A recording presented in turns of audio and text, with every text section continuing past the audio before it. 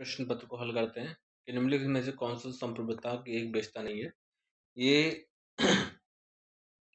TET परीक्षा 2016 में जो हुई थी उसका प्रश्न पत्र, जो कि आपके एलटी ग्रेड के एग्जाम्स में बहुत ही ज़्यादा अच्छी भूमिका निभाएगा, क्योंकि टीईटी पीईटी का भी एग्जाम पेपर अच्छा खासा होता है और ये आपको बहुत हेल्पफुल साबित होगा आपके एग्जाम के लिए। क्वेश्चन नंबर 1 देखो, निम्नलिखित में से कौन सा संप्रभुता की एक विशेषता नहीं। संप्रभुता का अर्थ क्या होता है, पहले बताओ।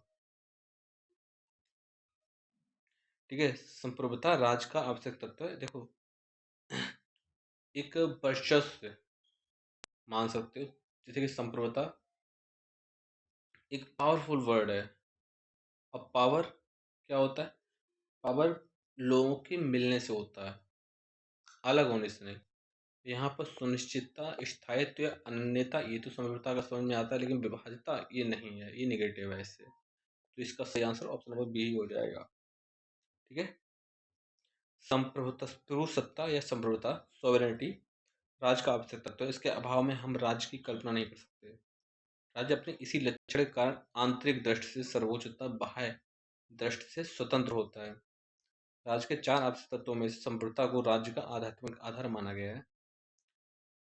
ठीक है, संप्रभुता को राज्य की आत्मा यानी सॉल ऑफ स्टेट कहा जाता है। अब संप्रभुता की कुछ विशेषताएं देखते थे, आपको बताया गया 4।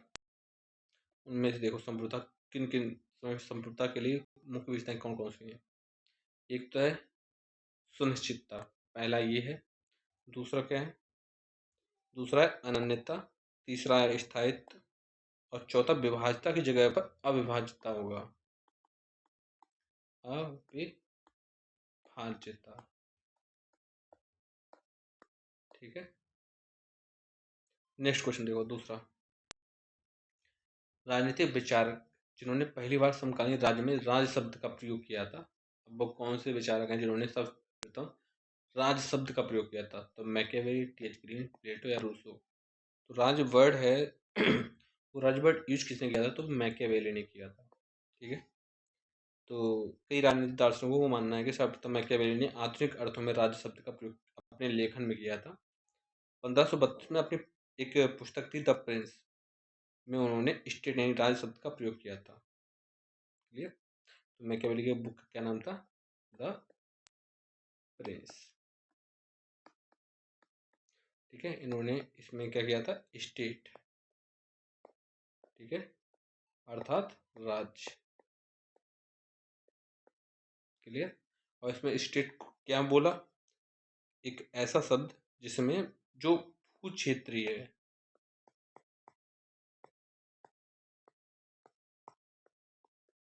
ठीक है, नेक्स्ट देखो, क्वेश्चन नंबर तीसरा। ग्रीक नगर राज्यों, भाई नगर राज्यों में नागरिक माना जाता था मजिस्ट्रेट, गुलाम, स्वतंत्र व्यक्ति के स्वामी या राजनीतिक विचारक।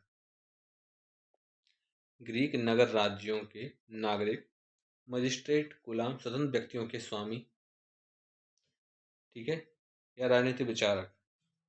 तो इसका जो राइट आंसर हो जाएगा ऑप्शन नंबर सी हो जाएगा, स्वतंत्र व्यक्तियों के स्वामी। ग्रीक नगर राज्यों के नागरिक स्वतंत्र व्यक्तियों के स्वामी को माना जाता था। उल्लेखनीय है कि नागरिकता की अवधारणा ठीक नगर राज्यों से प्रारंभ हुई। अरिस्टो ने अपनी पुस्तक पॉलिटिक्स में के तीसरे भाग में राज्य और नागरिकता संबंधी विचार प्रकट किए थे, जिसके अनुसार नागरिक वह है जो व्यवस्थापिका तथा न्याय व्यवस्था के सदस्य के रूप में भाग लेता है। ठीक है, आगे बढ़ते हैं। मजिस्ट्रेट हो गया, गुलाम हो गए, राजनीतिक विचारक हो गए, अवयस्क स्त्री हो गई, विदेशी नागरिक हो गए, ये सभी नगर राज्यों के नागरिक नहीं माने जाते हैं। ठीक है, नेक्स्ट क्वेश्चन देखो। राजनीतिक समानता कभी भी वास्तविक नहीं होती, नहीं है, जब तक कि ये आर्थिक समानता के साथ ना हो। हमने जो ये जो प्रश्न है, हमने जो इससे पहले वाली जो पूरी एक सीरीज चल रही है पॉलिटिकल साइंस की, उसमें ये प्रश्न आया है कि राजनीतिक समानता कभी वास्तविक नहीं है जब तक कि आर्थिक समानता के साथ ना हो। ये जो है स्टेटमेंट किसका? जीएस मिल का, टी.एच. ग्रीन, जे.टी.एच. कोल या एच.जे. लॉस्की। तो उम्मीद है कि इस प्रश्न का राइट आंसर सबको पता होगा। इसका सही आंसर हो जाएगा एच.जे. लॉस्की। ऑप्शन नंबर डी इसका राइट आंसर है। एच.जे. लॉस्की का कथन है कि राजनीतिक समानता कभी भी वास्तविक नहीं हो सकती जब तक कि यह आर्थिक समानता के साथ ना हो, क्योंकि आर्थिक रूप से विषम समाज में राजनीतिक सत्ता का प्रयोग आर्थिक रूप से शक्तिशाली लोग करते हैं। उल्लेखनीय है कि राजनीतिक समानता से अभिप्राय प्रत्येक व्यक्ति को राजनीतिक सत्ता में समान सहभागिता देने से है। यह समानता लोकतांत्रिक शासन प्रणाली में पाई जाती है। हालांकि लास्की जैसे विद्वानों का मानना है कि शासन प्रणाली लोकतांत्रिक होने के बावजूद भी राजनीतिक समानता व्यवहारिक नहीं हो सकती। ठीक है, तो इस प्रश्न का right answer option number D ही सही हो जाएगा। क्वेश्चन नंबर 5 देखो, निम्नलिखित में से कौन सा मिलान गलत है? राज की बहुलवादी धारणा मैकावे लास्की की है, राज की शक्ति की धारणा मैकावेली की, अराजकतावादी मार्क्स और बेंथम, सर्वसत्तावादी हेगल और बेरहंडी। तो इनमें से कौन सा गलत है? ये प्रश्न भी जो सीरीज है उसमें ये प्रश्न भी आया है कि निम्नलिखित में से कौन सा मिलान करने को दिया गया है, जिसमें हमने आपको बताया था कि आपको सभी याद करने हैं। तो राज की बहुलवादी धारणा मैकावे और लास्की की है। ठीक है, ये भी सही है। राज की शक्ति की अवधारणा के बारे में बात की जाए तो ये भी मैकियावेली की है। ठीक है, ये भी इससे संबंधित है। अराजकतावादी की बात की जाए तो मार्क्स और बेंथम ने वर्ग संघर्ष का सिद्धांत दिया था। ठीक है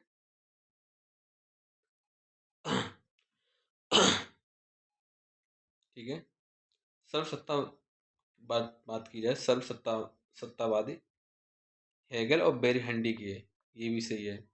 अब बात करते हैं ऑप्शन नंबर सी पर।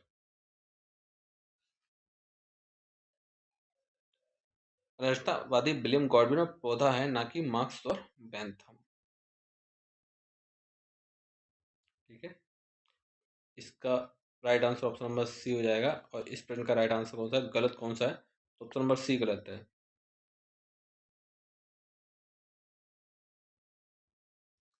जो मार्क्स हैं वो वर्ग संघर्ष को महत्व देते हैं।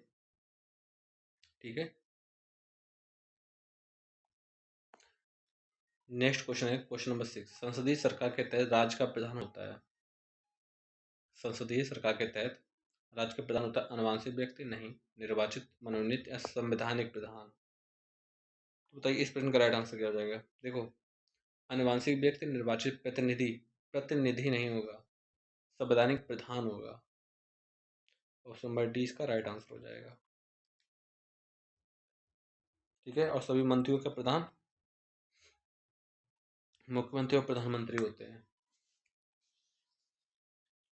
नेक्स्ट क्वेश्चन देखो, क्वेश्चन नंबर 7 है, निम्नलिखित में से किसमें गांधी जी ने पहली बार हथियार के रूप में भूख हड़ताल का इस्तेमाल किया था?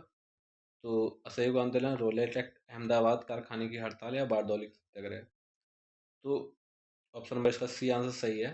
1918 में प्रथम सत्याग्रह हुआ था चंपारण के 1917 में। और 1918 में क्या हुआ था कि इन्होंने भूख हड़ताल कर दी थी।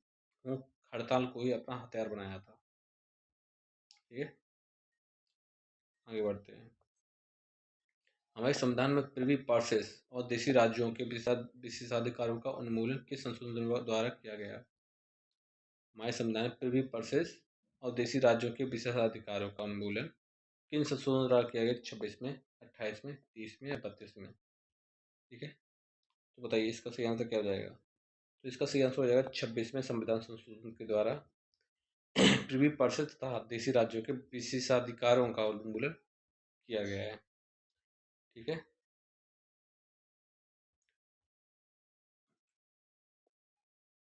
ये जो 26वां संशोधन हुआ था 1971 में हुआ था। ठीक है, इसके द्वारा अनुच्छेद 291 और 362 को समाप्त कर दिया गया था।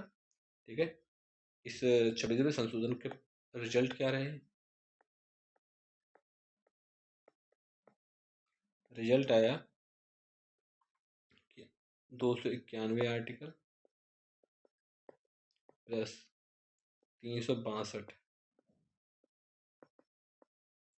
दोनों ही क्या कर दिए गए? दोनों ही समाप्त कर दिए गए, दोनों समाप्त हुए।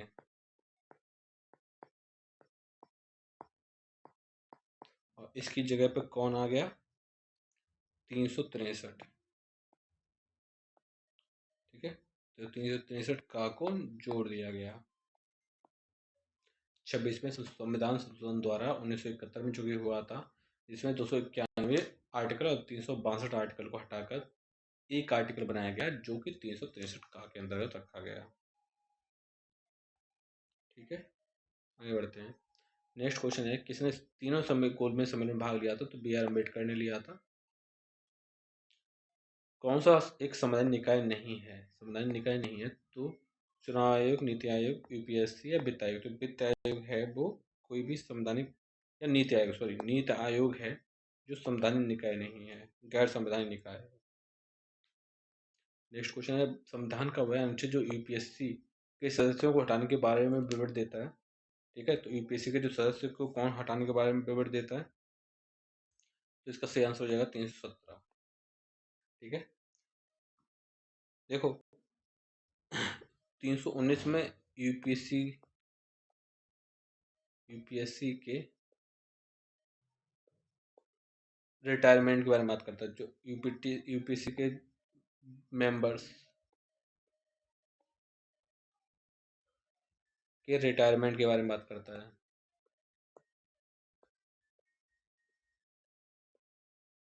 ठीक है, जबकि 317 क्या करता है, हटाने के बारे में बात करता है। मिसबिहेवियर के तौर पर महाभियोग, या मतलब यहाँ पे तो महाभियोग नहीं, यहाँ पर आप डायरेक्ट सस्पेंड होगा। 317 में सस्पेंड के बारे में बात करता है। बात करें राष्ट्रपति किसके द्वारा निर्वाचित किया जाता है? प्रत्यक्ष चुनाव, सार्वभौमिक वयस्क मताधिकार प्रणाली, संसद के सदस्य या निर्वाचक मंडल। तो बताइए, भारत के राष्ट्रपति किसके द्वारा निर्वाचित किए जाते हैं? तो निर्वाचक मंडल के द्वारा निर्वाचित किए जाते हैं, एकल मत प्रणाली द्वारा, और ये अप्रत्यक्ष चुनाव होता है। ठीक है, और इसमें सभी नागरिक वोट नहीं देते। इसमें क्या होता है कि जो वयस्क जो 18 साल से ऊपर हैं वो अपने कुछ कैंडिडेट्स को वोट देते हैं, और वो कैंडिडेट जाके राष्ट्रपति के चुनाव में भाग लेते हैं अप्रत्यक्ष रूप से।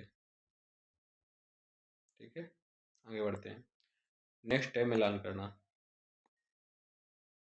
इनमें कुछ पार्टी के शॉर्ट फॉर्म हैं, दल हैं, वो पार्टियां कहाँ किस राज्य में हैं उसके बारे में बात की जा रही है। देखो, टीएमसी आपने काफ़ी ज़्यादा चर्चा में रहती है, टीएमसी। ठीक है, और डीएमके। तो बताइए, टीएमसी कहाँ की पार्टी है?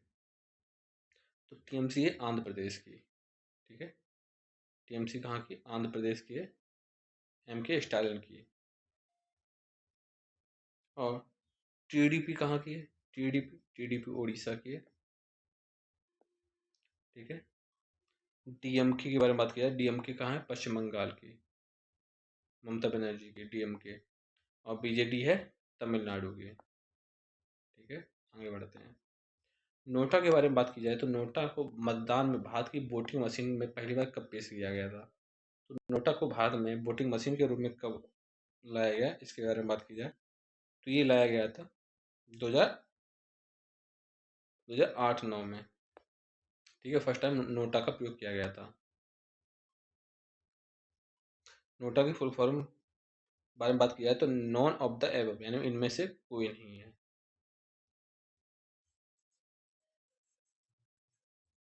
और ईवीएम के बारे में अगर बात की जाए तो ईवीएम में नोटा को कब लाया गया?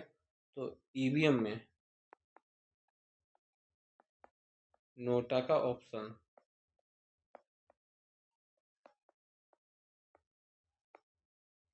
2013 में। ठीक है, और 2014 में पूरे पूरे इंडिया में लागू हो गया। भारतीय संसद द्वारा सूचना का अधिकार, राइट टू इंफॉर्मेशन, आरटीआई अधिनियम कब पारित किया गया? 2009, 2005, 6 या 10? आरटी आरटीआई एक्ट 2005 में पारित किया गया था। भारत के संविधान द्वारा निम्नलिखित में से कौन सी स्वतंत्रता मौलिक अधिकार नहीं है? तो संपत्ति का अधिकार मौलिक अधिकार नहीं है, ये अब ठीक है लीगल राइट हो चुका है, जो कि 300A में आता है। लोकसभा के स्पीकर यानी अध्यक्ष को अपना इस्तीफा किसे सौंपता है? तो अपना इस्तीफा उपसभापति या उपराष्ट्रपति, लोकसभा का स्पीकर है, वो लोकसभा के प्रधानमंत्री को देगा, लोकसभा के उपसभापति या उपाध्यक्ष को देगा, या भारत के राष्ट्रपति को देगा, भारत के उपराष्ट्रपति को देगा। तो इसका जो राइट आंसर हो जाएगा ऑप्शन नंबर बी हो जाएगा, लोकसभा के उपसभापति को देगा। राज्य के नीति निर्देशक यानी डीपीएस के राज्य के नीति निर्देशक तत्व, ठीक है, डीपीएसपी के बारे में बात की जा रही है कि बैंक द्वारा बैंक की सुविधा के आधार पर दे एक चेक की तरह है। ये बात किसने कही थी? ठीक है, तो डीपीएसपी के बारे में ये बात कही थी प्रोफेसर केटी शाह द्वारा। भारत संविधान के नीति निर्देशक तत्व का वर्णन भाग 4 में अनुच्छेद 36 इक्यावन के अंतर्गत किया गया। संविधान के तहत नीति निर्देशक तत्वों को शामिल करने का उद्देश्य सामाजिक एवं आर्थिक लोकतंत्र की स्थापना करना तथा कल्याणकारी राज्य की अवधारणा का मूर्त रूप देना है। परंतु निर्देशक तत्वों को न्यायालय द्वारा विवर्तनीय न बनाकर उसे राज्य द्वारा अपने सुविधानुसार लागू करने का अधिकार दिया गया।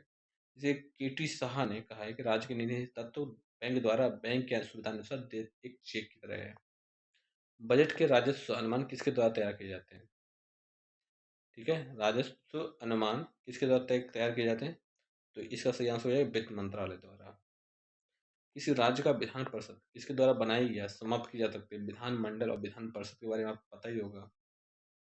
ठीक है, तो किसके द्वारा बनाई जा सकती है और किसके द्वारा खत्म भी की जा सकती है, समाप्त भी। तो संबंधित विधानसभा की सिफारिश पर संसद द्वारा, इसका सही आंसर हो जाएगा। ठीक है, निम्नलिखित में से किस केस में सुप्रीम कोर्ट की न्यायिक समीक्षा का पर सवाल उठाए गए? ठीक है, तो किस केस, ऐसा कौन सा केस था जिस पर न्यायिक समीक्षा पर सवाल उठाए गए थे? तो वो केस था गोलकनाथ केस। इस पर न्यायिक समीक्षा पर सवाल उठाए गए थे। अब गोलकनाथ केस था क्या? तो गोलकनाथ इस ये जो हुआ था सुप्रीम कोर्ट, ठीक है, शक्ति पर सर्वप्रथम सवाल उठाया गया। इस बाद में सर्वोच्च न्यायालय ने कहा था कि संसद को मूल अधिकार में संशोधन करने की शक्ति नहीं है, अतः संसद संविधान संशोधन द्वारा मूल अधिकार में किसी प्रकार की कमी या छेड़छाड़ नहीं कर सकता। ठीक है, लेकिन और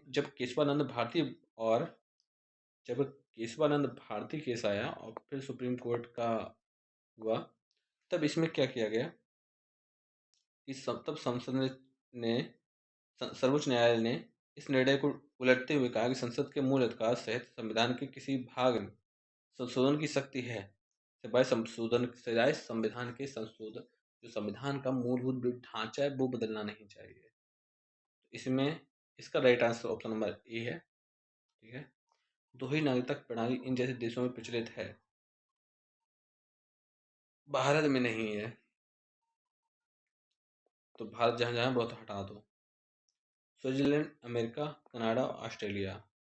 तो दोहरी नागरिकता 22 के बारे में बात की जाए तो इसका ऑप्शन नंबर डी इसका राइट आंसर हो जाएगा।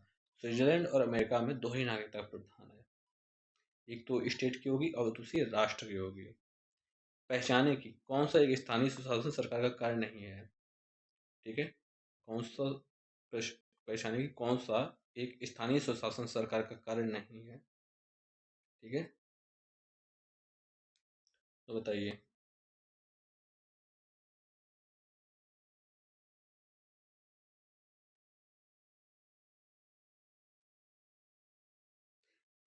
कानून और व्यवस्था को का रख रखाव, कानून और व्यवस्था का रख रखाव, ठीक है, इसका कार्य नहीं है। ये हेड संभालेगा, सुशासन नहीं। बाल संविधान के 73वें और 74वें संविधान संशोधन में निम्नलिखित को सम्मिलित किया गया था। ठीक है, तो किसको सम्मिलित किया गया था? भाग 9 और 10 को सम्मिलित किया गया था। ठीक है, ऑप्शन नंबर सी इसका राइट आंसर हो जाएगा, जिसमें नगर पंचायत और ये सब थी। ठीक है, नगर पंचायत और नगर पालिका। राजनीतिक अस्थिरता को जन्म देने वाले दल बदल की परंपरा को किस संशोधन द्वारा सीमित कर दिया गया कि अब दल बदल कानून लीगल हो जाएगा? तो ऑप्शन नंबर बी इसका राइट आंसर हो जाएगा। ये कब पारित किया गया था? 1985 में। ठीक है, और ये किस अनुसूची में है? अनुसूची 10 में है। आगे बढ़ते हैं। PIL, ठीक है, PIL से जुड़े व्यक्ति कौन है? न्यायमूर्ति भगवती, न्यायमूर्ति वेलटार, न्यायमूर्ति RN मिश्र या न्यायमूर्ति संतोष हेगड़े। ठीक है, तो PIL से कौन संबंधित है? तो इसका सही आंसर हो जाएगा न्यायमूर्ति भगवती। PIL की full form public interest litigation. ठीक है, नेक्स्ट क्वेश्चन देखो। कुछ अनुच्छेद हैं और हमें इसके मिलान करने हैं। देखो 17 में क्या है? 17 में है अस्पृश्यता का अंत। ठीक है, तो ये तो हटा ही दो। ओके, 14 में क्या है? समानता, कानून के समझ समानता। ठीक है, और एक मिनट समझ समानता है या रोजगार में समान अवसर?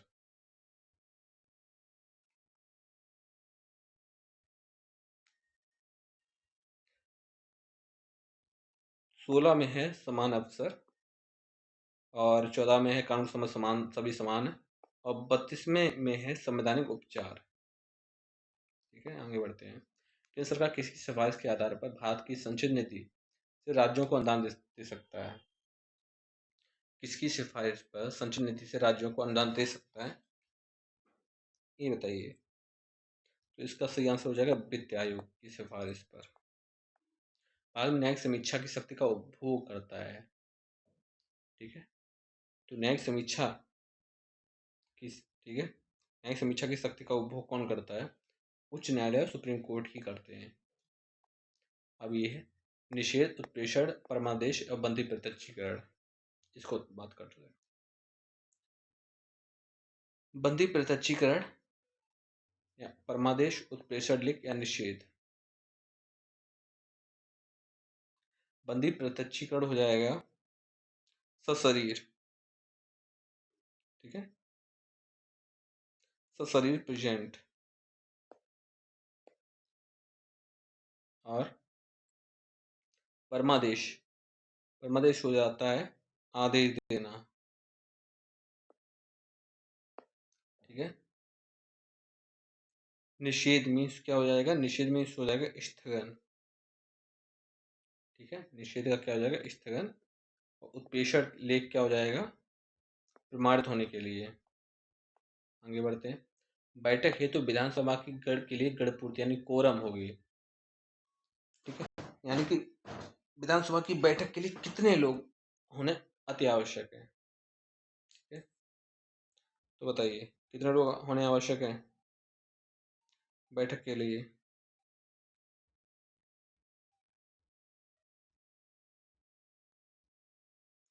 तो इसकी 1/10 सदस्य होने चाहिए।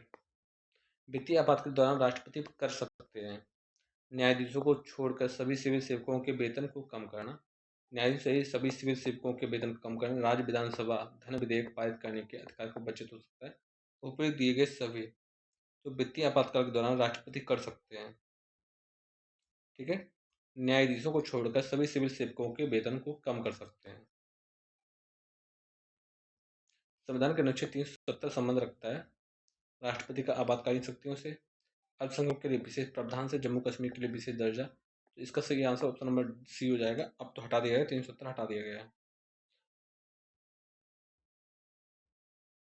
Next the philosophy of right, the philosophy of right द्वारा लिखी गई थी अरिस्टो, प्लेटो, हेगल या ग्रीन। तो बताइए इसका सही आंसर क्या हो जाएगा? द फिलोसफी ऑफ राइट, तो ये हेगल ने लिखी थी। किसने लिखी थी? Hegel. The philosophy of right. Next देखो, देखो अरिस्टो और प्लेटो। अरिस्टो ने, प्लेटो ने रिपब्लिक लिखी, अरिस्टो ने पॉलिटिक्स, कॉटेल ने अर्थशास्त्र, और हेरोल्ड लॉस्की ने लिखी ग्रामर ऑफ पॉलिटिक्स। ठीक है, आगे बढ़ते हैं। मार्क्स उनका राज्य है वर्ग शोषण के लिए संस्था। ठीक है,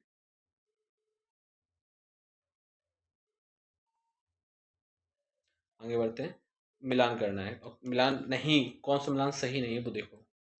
अरिस्टो राजनीति लिखी, पॉलिटिक्स, रूसो सामाजिक अनुबंधन, मार्क्स कम्युनिस्ट पार्टी का घोषणा पत्र, और हॉब्स पितृसत्तात्मक।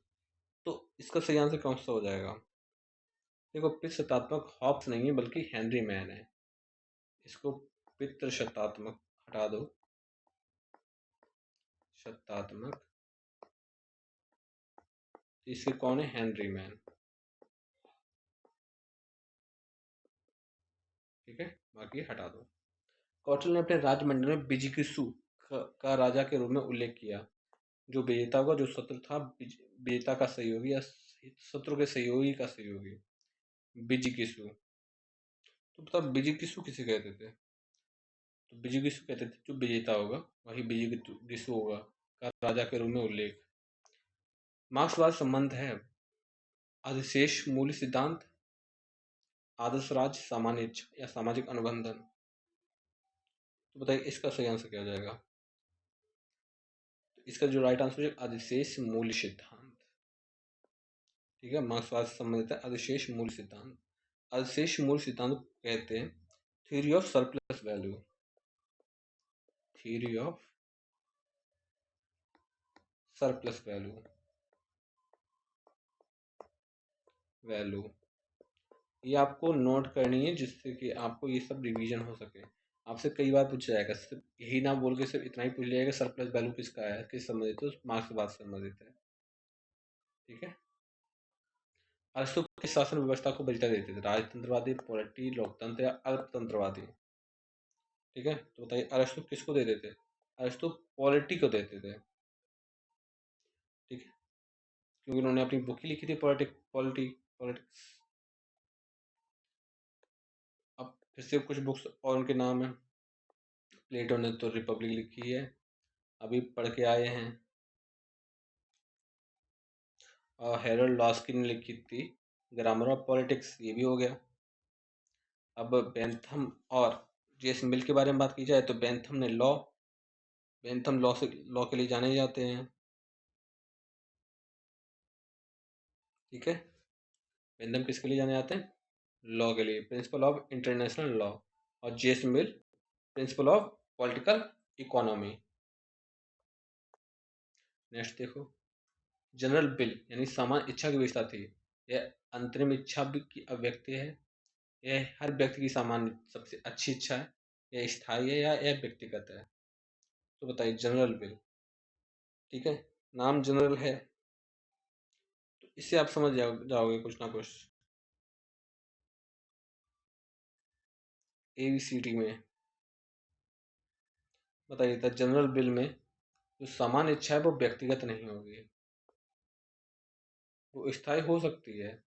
हर व्यक्ति की सबसे अच्छी इच्छा होती है और आंतरिक इच्छा की अभिव्यक्ति होती है, ये तीनों ही सही है, लेकिन वह व्यक्तिगत नहीं होगी, वो सभी के लिए होगी। जैसे मान के चलो सामान्य इच्छा या जनरल बिल मतलब एवरेज, कि एक ऐसी कहते ना कि एक ऐसा, मान के चलो 4 दोस्त हैं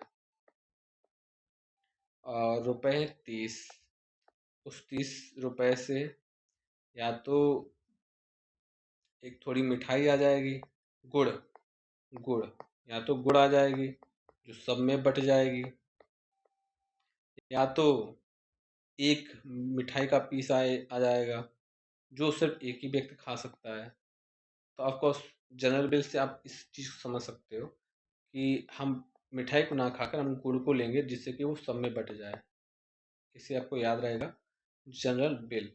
तो जब ऐसी चीज़ होगी तो कोई एक व्यक्ति के लिए नहीं सोचा जाएगा, जबकि सबके लिए सोचा जाएगा, तो व्यक्तिगत है, ये गलत है, बाकी तो ठीक है। क्योटो सम्मेलन का मुद्दा जलवायु परिवर्तन के लिए था। ठीक है, आगे बढ़ते हैं। यूएनओ के वर्तमान महासचिव प्रश्नकाल के आंसर कहाँ से है?